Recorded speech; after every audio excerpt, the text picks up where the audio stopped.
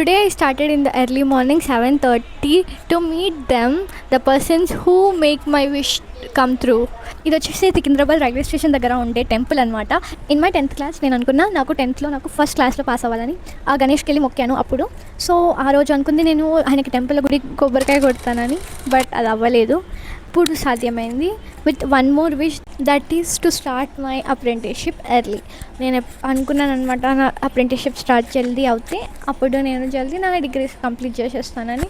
So ఈ గుడికి వచ్చేసి నేను ఆ కోరిక నెరవేరినందుకు, అంటే నేను అప్రెంటిస్షిప్లో సెలెక్ట్ అయినందుకు నేను ఈ టెంపుల్కి వచ్చి, నాకు ఈ టెంపుల్కి వచ్చినప్పుడల్లా ఈ ఎంట్రన్స్ దగ్గరనే నా చిన్నప్పుడు మెమరీస్ అన్నీ గుర్తొస్తుంటాయి. ఇక్కడ పూజలు కూడా జరుగుతాయి, సత్యనారాయణ పూజ కూడా.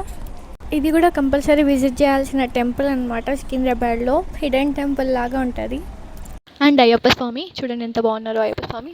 ఈ విగ్రహం అయితే ఎప్పుడు ఇక్కడే ఉంటుంది అనమాట, మనకి రాగానే ఇక్కడ కనబడుతుంటుంది. ఇక్కడ పూజలు కూడా జరుగుతాయి అనమాట, అయ్యప్ప స్వామి పూజలు.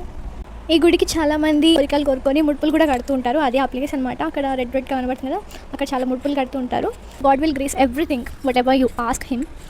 అది ఇంకొకరికి హార్మ్ఫుల్ కానంత వరకు గాడ్ మనతోటే ఉంటారు. సో మనం ఎప్పుడూ మనం కోరుకునేది వాల్యుబుల్గా అది మనం చేసేటట్టు ఉండాలి. ఈ కొబ్బరికాయను ఎందుకు కొడతారో తెలుసు కదా మీకు, చాలామందికి తెలీదు. పాజిటివిటీ, దాంట్లో ఉన్న న్యూట్రిషన్స్ ఎంత పాజిటివ్గా ఎంత హెల్తీగా ఉంటాయో అలానే మన లైఫ్లో కూడా అంత మంచి జరగాలని ఈ కొబ్బరికాయ కొడతారు.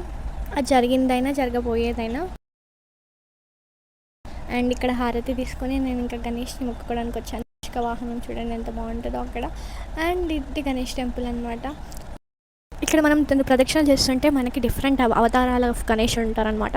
ఈ ప్లేస్ ఎంత బాగుంటుందంటే అంత ప్రశాంతంగా ఉంటుంది, చూడడానికి అంత కలర్ఫుల్ అండ్ పీస్ఫుల్గా ఉంటుంది.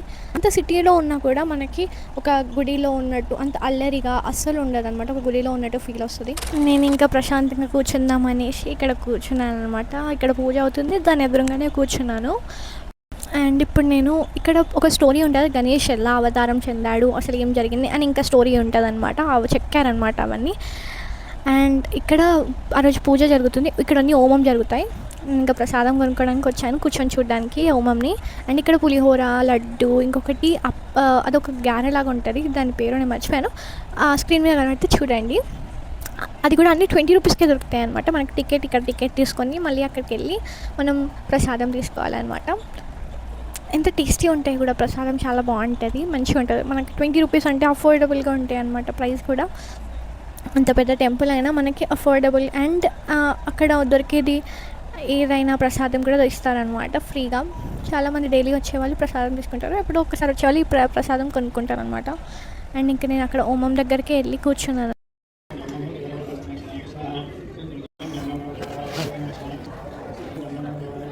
ఇంకా నేను స్టార్ట్ అయ్యాను అనమాట టెంపుల్ నుంచి. అండ్ నేను ఇక్కడ, మీరు చాలామంది రెతిఫల్ ఐడియా ఉండకపోవచ్చు. రెతిఫల్ అంటే మనకి రైల్వే స్టేషన్ ఎదురుగా అక్కడ బస్ స్టాప్ కూడా ఉంటుంది.